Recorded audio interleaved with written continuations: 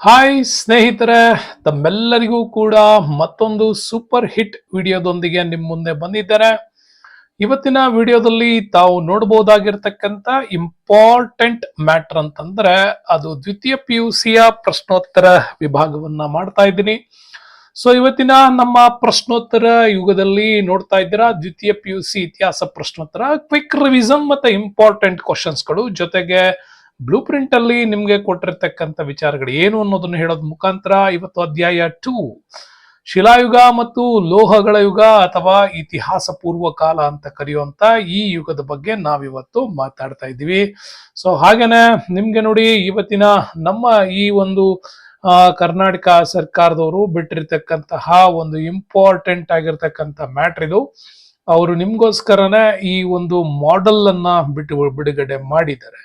ನೋಡಿ, ಇವತ್ತಿನ ಈ ಸ್ಟೋನ್ ಏಜ್ ಅನ್ನೋ ಪಾಠ ಏನಿದೆ, ಇದು ನಿಮ್ಗೆ 2 ಅಂಕಗಳ ಶಾರ್ಟ್ ಆನ್ಸರ್ ನ ಮಾತ್ರ ಈ ಚಾಪ್ಟರ್ ಅಲ್ಲಿ ಕೇಳ್ತೀವಿ ಅಂತ ಕೂಡ ನಿಮಗೆ ಅವರು ಭರವಸೆಯನ್ನ ಕೊಟ್ಟಿದ್ದಾರೆ. ಸೊ ಆದ್ರೂ ಕೂಡ ಸಿಂಗಲ್ ಮಾರ್ಕ್ಸ್ ನ ಎಲ್ಲಾ ಕ್ವಶನ್ಸ್ ಅನ್ನ ನೀವು ನೋಡ್ಕೋಬೇಕು.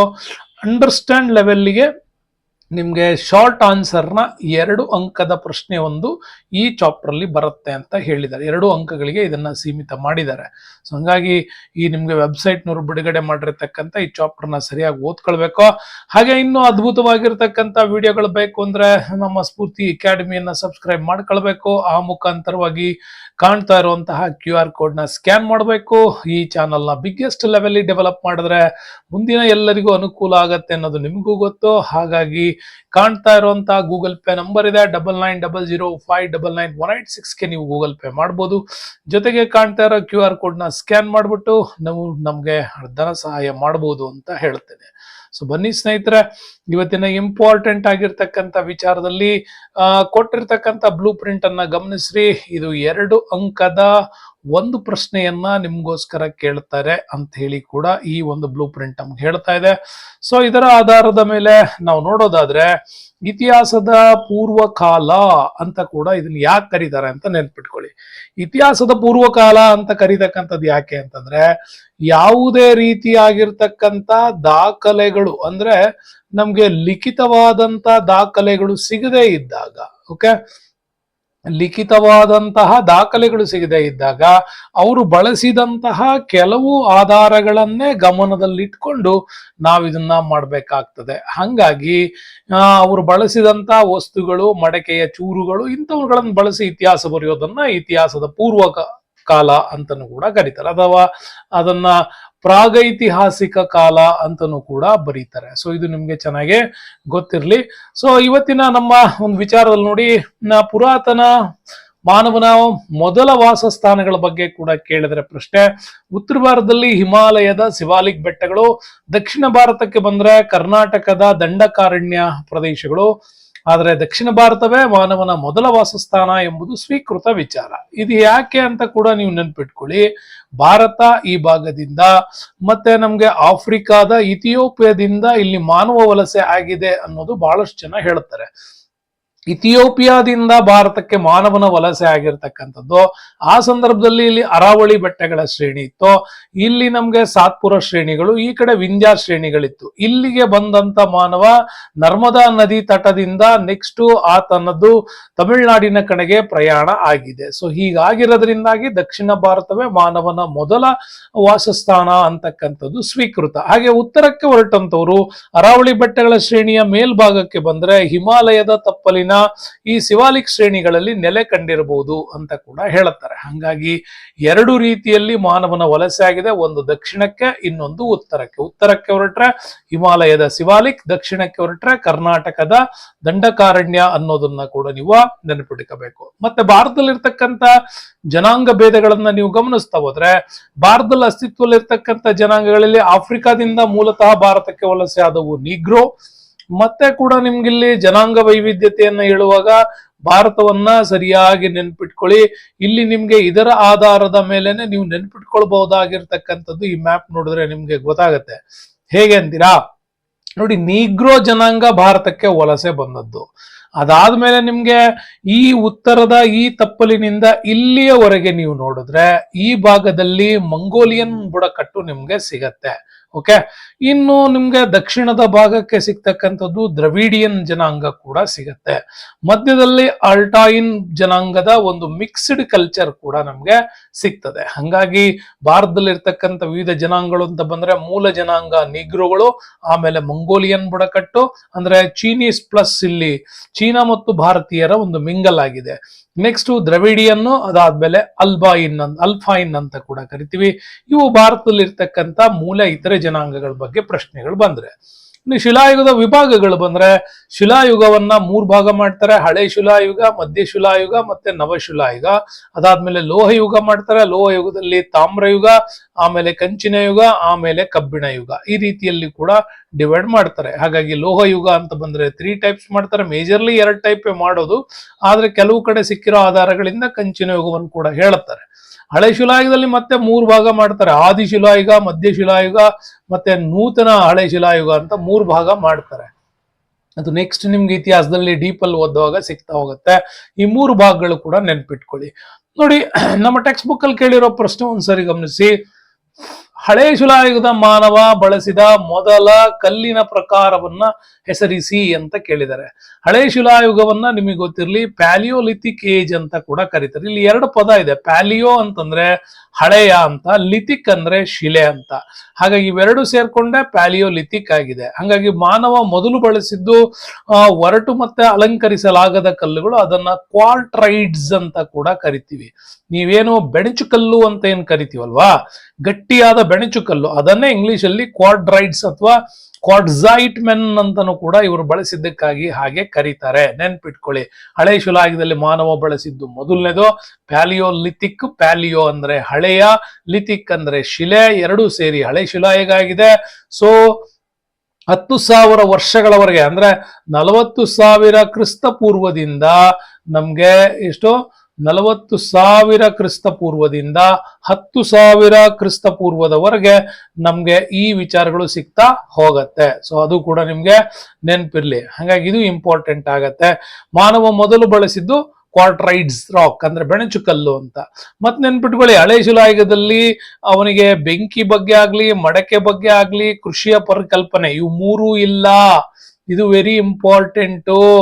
ಓಕೆ, ಬೆಂಕಿ ಆಗ್ಲಿ ಪ್ಲಸ್ ಮಡಕೆಯ ಕಲ್ಚರ್ ಆಗ್ಲಿ ಪ್ಲಸ್ ಇಂಪಾರ್ಟೆಂಟ್ ಇನ್ನೊಂದೇನು ನಮ್ಗೆ ಕೃಷಿ ಪರಿಕಲ್ಪನೆ. ಓಕೆ, ನಿಮ್ಗೆ ನೆನ್ಪಿಟ್ಕೊಳ್ಳಿ, ಕೃಷಿ ಪರಿಕಲ್ಪನೆ ಗೊತ್ತಿಲ್ಲ. ಇವು 3 ನೀವು ಇಂಪಾರ್ಟೆಂಟ್ ಆಗಿದನ್ನ ನೆನ್ಪಿಟ್ಕೊಳ್ಳಿ ಹಳೆ ಶಿಲಾಯುಗದ್ದು ಕೇಳಿದ್ರೆ. ಸೊ ನೆಕ್ಸ್ಟ್ ಕ್ವಶನ್ ಏನು ಅಂತ ಬರ್ತಾ ಇದೆ ನೋಡಿ. ಸೆಕೆಂಡ್ ಕ್ವಶನ್ಸ್ ಕೊಟ್ಟಿದ್ದಾರೆ ಬುಕ್ ಅಲ್ಲಿ. ಏನೋ ಉತ್ತರ ಭಾರತದಲ್ಲಿ ಮಾನವನು ಉಪಯೋಗಿಸಿದ ಮೊದಲ ಲೋಹ, ದಕ್ಷಿಣ ಭಾರತದಲ್ಲಿ ಮಾನವ ಬಳಸಿದಂತ ಮೊದಲ ಲೋಹ. ಹೌದಾ? ಸೊ ಇವೆರಡು ಕೂಡ ನೀವು ಇಂಪಾರ್ಟೆಂಟ್ ಆಗಿ ನೆನಪಿಟ್ಕೊಳ್ಳಿ. ಇಲ್ಲಿ ನಿಮಗೆ ಗೊತ್ತಾಗುತ್ತೆ ಮಾನವ ಯಾವ್ಯಾವ ಲೋಹ ಬಳಸ್ತಾ ಅಂತ. ಓಕೆ, ನಿಮ್ಗೆ ಇಲ್ಲಿ ಸಿಗತ್ತೆ ನೋಡಿ. ಹೊಸ ಶಿಲಾಯುಗ ಉತ್ತರ ಭಾರತದಲ್ಲಿ ತಾಮ್ರಯುಗ ಅನುಸರಿಸಿದ್ರೆ ದಕ್ಷಿಣ ಭಾರತದಲ್ಲಿ ಕಬ್ಬಿಣ ಯುಗವು ಅನುಸರಿಸಿತು ಅಂತ. ಓಕೆ, ಹಾಗಾಗಿ ಉತ್ತರ ಭಾರತದಲ್ಲಿ ಮಾನವ ಉಪಯೋಗಿಸಿದ ಮೊದಲ ಲೋಹ ಅಂತ ಬಂತಂದ್ರೆ ಅದು ತಾಮ್ರ ಆಗಿರ್ತದೆ. ದಕ್ಷಿಣ ಭಾರತದಲ್ಲಿ ಮಾನವ ಬಳಸಿದಂತ ಮೊದಲ ಲೋಹ ಅಂತ ಬಂದ್ರೆ ಅದು ಕಬ್ಬಿಣ ಯುಗ ಕೂಡ ನಿಮ್ಗೆ ಆಗಿರುತ್ತೆ. ಓಕೆ, ಹಾಗಾಗಿ ತಾಮ್ರ ಯುಗ, ಮುಂದೆ ಕಂಚಿನ ಯುಗ ಮತ್ತು ಕಬ್ಬಿಣ ಯುಗ ಅಂತ 2 ರೀತಿ ಡಿಫರೆನ್ಸ್ ಆಗಿದೆ. ಹಂಗಾಗಿ ಉತ್ತರ ಭಾರತದಲ್ಲಿ ಮಾನವ ಮೊದಲು ಬಳಸಿದ್ದ ತಾಮ್ರ, ದಕ್ಷಿಣ ಭಾರತದಲ್ಲಿ ಅಂತ ಕೇಳಿದ್ರೆ ಕಬ್ಬಿಣ. ಓಕೆ, ಹಾಗಾಗಿ ಈ 2 ಪ್ರಶ್ನೆಗಳು ಕೂಡ ನಿಮ್ಗೆ ಗೊತ್ತಿರಲಿ. ನೆಕ್ಸ್ಟ್ ನೋಡಿ, 2 ಮಾರ್ಕ್ಸ್ಗೆ ಪ್ರಶ್ನೆಗಳು ಇಂಪಾರ್ಟೆಂಟ್, ನೆನ್ಪಿಟ್ಕೊಳ್ಳಿ. ಪ್ಯಾಲಿಯೋಲಿಥಿಕ್ ಪದದ ಅರ್ಥ ಏನು ಅಂತ ಕೂಡ ಕೇಳ್ತಾರೆ 2 ಮಾರ್ಕ್ಸ್ಗೆ. ಪ್ಯಾಲಿಯೋ ಅಂತಂದ್ರೆ ಹಳೆಯ, ಲಿಥಿಕ್ ಅಂದ್ರೆ ಶಿಲೆ, ಪ್ಯಾಲಿಯೋಲಿಥಿಕ್ ಅಂದ್ರೆ ಹಳೆ ಶಿಲಾಯುಗ ಅಂತ ಕೂಡ ಇದನ್ನ ಕರಿತೀವಿ. ಇದು 40,000 ಕ್ರಿಸ್ತ ಪೂರ್ವದಿಂದ 10,000ದವರೆಗೆ ಇತ್ತು ಅಂತ ಕೂಡ ನೀವು ಇದನ್ನ ಎಕ್ಸ್ಪ್ಲನೇಷನ್ಸ್ ಬರಿಬೇಕು. ಹಾಗಾಗಿ ಮೊದಲು ಬಳಸಿದ್ದು ಕ್ವಾರ್ಟ್ರೈಡ್ಸ್ ರಾಕು, ಹಾಗಾಗಿ ಅವ್ರನ್ನ ಕ್ವಾರ್ಟ್ಜೈಟ್ ಮೆನ್ ಅಂತಾನೂ ಕೂಡ ಕರೀತಾರೆ. ಸೊ ಮೂಲ ಹಳೆ ಶಿಲಾಯುಗದಲ್ಲಿ ಇವರು ನೀಗ್ರೋ ಜನಾಂಗಕ್ಕೆ ಸೇರಿದವರು. ಇದು ಕೂಡ ನಿಮ್ಗೆ ಚೆನ್ನಾಗಿ ನೆನಪಿರ್ಲಿ. ಹಳೆ ಶಿಲಾಯುಗದಲ್ಲಿ ಇವರು ಮೂಲತಃ ನೀಗ್ರೋ ಜನಾಂಗಕ್ಕೆ ಸೇರಿದವರು ಅಂತ. ನೆಕ್ಸ್ಟ್ ನೋಡಿ, 2ನೇ ಕ್ವಶನ್ಸ್ ಕೇಳಿದರೆ ಹಳೆ ಶಿಲಾಯುಗದಲ್ಲಿ ಮಾನವನ ಯಾವುದಾದ್ರೂ 2 ತಾಣಗಳನ್ನ ಹೆಸರಿಸಿ ಅಂತ ಕೂಡ ಕೇಳಿದಾರಲ್ವಾ. ಹಳೆ ಶಿಲಾಯುಗದಲ್ಲಿ ಮಾನವನ 2 ತಾಣಗಳ ಬಗ್ಗೆ ನೀವು ಮಾತಾಡೋದಾದ್ರೆ ನೋಡಿ, ಪಾಕಿಸ್ತಾನದ ಸೊಹಾನ್ ನದಿ ಕಣಿವೆ ಪ್ರದೇಶ, ನರ್ಮದಾ ನದಿ ಪ್ರದೇಶ, ತುಂಗಭದ್ರಾ ಕಣಿವೆಗಳು. ಮಧ್ಯಪ್ರದೇಶದಲ್ಲಿ ಭೂಪಾಲ, ಚೋಟಾ ನಾಗಪುರ, ತಮಿಳುನಾಡಿನ ತಿರುನಲ್ವೇಲಿ, ಆಂಧ್ರ ಪ್ರದೇಶದ ಕರ್ನೂಲು, ಉತ್ತರ ಪ್ರದೇಶದ ಬೆಲಾಂ ಗುಹೆಗಳು, ಕರ್ನಾಟಕದಲ್ಲಿ ನೋಡಿ ಬೆಳಗಾವಿ ಜಿಲ್ಲೆ ಘಟಪ್ರಭಾ ಕಣಿವೆ, ರಾಯಚೂರು ಕಣಿವೆಯ ರಾಯಚೂರು ಪ್ರದೇಶದ ಲಿಂಗಸುಗೂರು ಭಾರತದ ಹಳೇ ಶಿಲಾಯುಗದ ಪ್ರಮುಖವಾದಂತ ತಾಣಗಳು. ಇವೇ ಯಾಕೆ ಅಂತ ನಾನು ನಿಮ್ಗೆ ಹೇಳಿದೆ. ನೋಡಿ, ಇಲ್ಲಿ ಸಾತ್ಪುರ ಶ್ರೇಣಿಗಳು, ಇಲ್ಲಿ ವಿಂಧ್ಯ ಶ್ರೇಣಿಗಳು, ಇಲ್ಲಿ ಅರಾವಳಿ ಶ್ರೇಣಿಗಳಿತ್ತಲ್ವಾ. ಈ ರೀತಿ ನಮ್ಗೆ ಆಫ್ರಿಕಾದಿಂದ ನಿಗ್ರೋ ಜನಾಂಗ ಭಾರತಕ್ಕೆ ವಲಸೆ ಆಯ್ತಲ್ವಾ. ವಲಸೆ ಆದಾಗ ನೆನ್ಪಿಟ್ಕೊಳ್ಳಿ, ಇಲ್ಲಿ ಹರಿತಕ್ಕಂಥದ್ದು ನರ್ಮದಾ ನದಿ. ಓಕೆ, ನರ್ಮದಾ ನದಿ ತೀರದಲ್ಲಿ. ಸೊ ಇಲ್ಲಿಂದ ಎಂಟ್ರಿ ಆದಂತಹ ಜನಾಂಗ. ಓಕೆ, ಮಧ್ಯಪ್ರದೇಶಕ್ಕೆ ಎಂಟ್ರಿ ಆದ್ರೆ ನಮ್ಗಿಲ್ಲಿ ಸಿಗೋದೆ ಭೂಪಾಲ, ಛೋಟಾ ನಾಗಪುರ. ಹೌದಾ, ಛೋಟಾ ನಾಗಪುರ. ಹಂಗೆ ಕೆಳಗಡೆ ಬಂದ್ರೆ ಆಂಧ್ರ ಪ್ರದೇಶದ ಕರ್ನೂಲು. ಹಂಗೆ ಹೋದ್ರೆ ಬೆಳಗಾವಿಯ ಘಟಪ್ರಭಾದಲ್ಲಿ ರಾಯಚೂರು ಜಿಲ್ಲೆ ಲಿಂಗಸುಗೂರು. ಹಂಗೆ ಡೌನ್ಗೆ ಹೋಗ್ಬಿಟ್ರೆ ತಮಿಳುನಾಡಿನ ತಿರುನಲ್ವೇಲಿ. ಮೇಲಿಂದ ಕರೆಕ್ಟ್ ನೆನ್ಪಿಟ್ಕೊಳ್ಳಿ, ಮಧ್ಯಪ್ರದೇಶದ ಭೂಪಾಲ, ಛೋಟಾ ನಾಗಪುರ. ಅಲ್ಲಿಂದ ಕೆಳಗೆ ಬಂತಂತಂದ್ರೆ ನಮ್ಗೆ ಆಂಧ್ರ ಪ್ರದೇಶದ ಕರ್ನೂಲು, ಕರ್ನಾಟಕಕ್ಕೆ ಬರ್ತೀವಿ ಬೆಳಗಾವಿ, ಹಾಗೆ ತಮಿಳುನಾಡಿಗೆ ಹೋದ್ರೆ ತಿರುನಲ್ವೇಲಿ. ಈ ಪ್ರದೇಶಗಳಲ್ಲಿ ಕೂಡ ಇತ್ತು. ಕರ್ನಾಟಕದಲ್ಲಿ ಕೇಳಿದ್ರೆ ನಿಮ್ಗೆ ರಾಯಚೂರು ಜಿಲ್ಲೆ ಲಿಂಗಸುಗೂರು ಭಾರತದ ಹಳೆ ಶಿಲಾಯುಗದ ಪ್ರಮುಖ ತಾಣ ಅಂತ ಕೂಡ ಹೇಳ್ಬೋದು. ಅದು ಆಂಧ್ರ ಬಾರ್ಡ್ರೆ.